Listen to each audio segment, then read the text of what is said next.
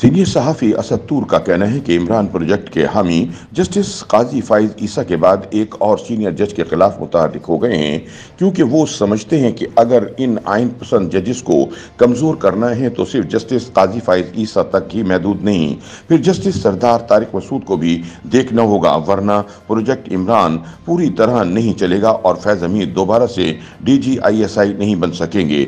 अगर बन भी गए तो मतलूबा टास्क अंजाम नहीं दे सकेंगे। असद तूर अपने वी लॉग में मजीद कहते हैं कि सुप्रीम कोर्ट के अंदर की सूरत हाल खासी तशवीशनाक है। सुप्रीम कोर्ट में जारी लड़ाई अपने बदतरीन अंजाम को पहुंचने वाली है। एक और इंतहाई अहम जज हैं जस्टिस सरदार तारिक मसूद, जो सुप्रीम कोर्ट के दूसरे सीनियर तरीन जज हैं। जस्टिस तारिक सुप्रीम कोर्ट के दो इंतहाई अहम फोरम के अहम रुकन हैं। जुडिशल कमीशन ऑफ पाकिस्तान, जहां पर हाई कोर्ट्स में जज साहिबान की तैनाती और तरक्कियों, सुप्रीम कोर्ट में जज साहिबान की तरक्कियों का फैसला होता है और उनका वोट बहुत मजबूत पोजीशन रखता है। जब से जस्टिस तारिक इस कमीशन के मेंबर बने हैं, उन्होंने कवायद के खिलाफ जूनियर जजेस की एलिवेशन की भरपूर मुखालफत की और चीफ जस्टिस उमर अता बंदियाल के मनपसंद जज साहिबान की एलिवेशन की मुखालफत की। इसके अलावा ये सुप्रीम जुडिशल काउंसिल के भी अहम रुकन हैं, जो सुप्रीम कोर्ट और हाई कोर्ट्स के जजेस को हटाने का फोरम है और इसी फोरम से चीफ इलेक्शन कमिश्नर और चेयरमैन नैब को भी हटाया जा सकता है। ये बॉडी सुप्रीम कोर्ट और हाई कोर्ट्स के जजेस की किस्मत का फैसला करती है, जिसके 3 रुकन हैं: chief justice Umar Ata Bandial, justice काजी फाइज ईसा और जस्टिस सरदार तारिक मसूद। अगर चीफ जस्टिस के मनपसंद जजेस के खिलाफ कोई रेफरेंस दायर होगा तो इन फोरम पर आइन पसंद जजेस को अक्सरियत हासिल है।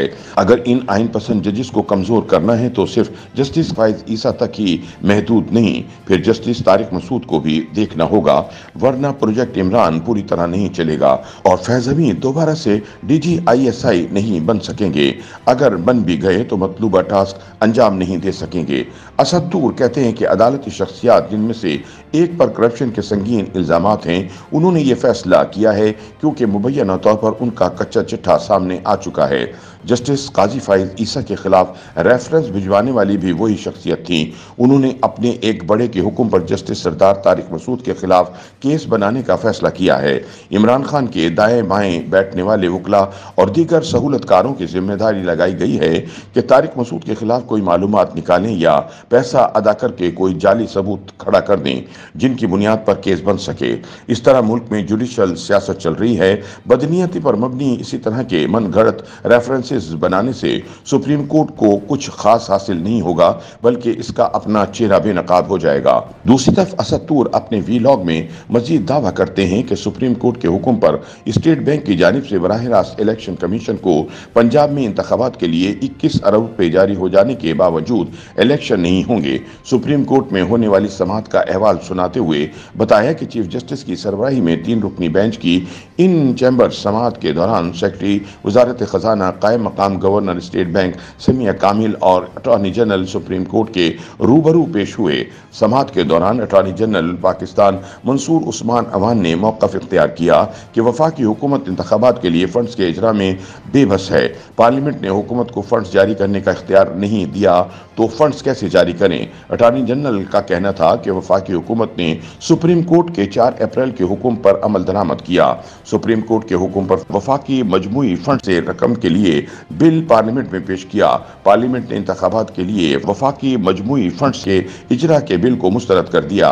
पार्लियामेंट से बिल मुस्तरद होने के बाद हुकूमत स्टेट बैंक को फंड्स के इजरा का नहीं कह सकती। मुख्तसर समाअत के बाद सुप्रीम कोर्ट ने कायम मकाम गवर्नर स्टेट बैंक समिया कामिल को हुक्म दिया कि स्टेट बैंक 21 अरब रुपए बराह रास्त इलेक्शन कमीशन को जारी करे।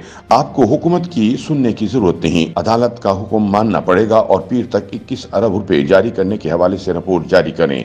असद तूर ने कहा कि अगर किसी सूरत ये 21 अरब रुपए जारी हो भी जाएं, इसके बावजूद भी इंतखाबात नहीं होंगे। इलेक्शन कमीशन ने पंजाब में इंतखाबात के लिए 3 लाख सिक्योरिटी एहलकारों का मुतालबा किया है। ताहम सिक्योरिटी इदारों ने मुल्क में जारी टारगेटेड ऑपरेशन की वजह से सिक्योरिटी सिक्योरिटी एहलकारों की फराहमी से माजरत कर ली है। जिस तरह सुप्रीम कोर्ट ने 21 अरब जारी करने का हुक्म दिया है, क्या अब सेक्रेटरी दिफा को भी ऐसा ही ऑर्डर जारी किया जाएगा कि आप सिक्योरिटी के लिए डायरेक्ट इलेक्शन कमीशन को फौजी एहलकार फराहम करें, या आर्मी चीफ को तलब करके 3 लाख फौजी एहलकारों का मुतालबा किया जाएगा।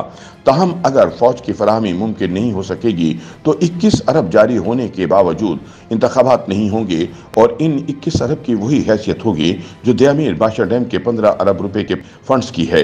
जब अक्टूबर में इलेक्शन होंगे तो इन फंड्स का इस्तेमाल हो जाएगा।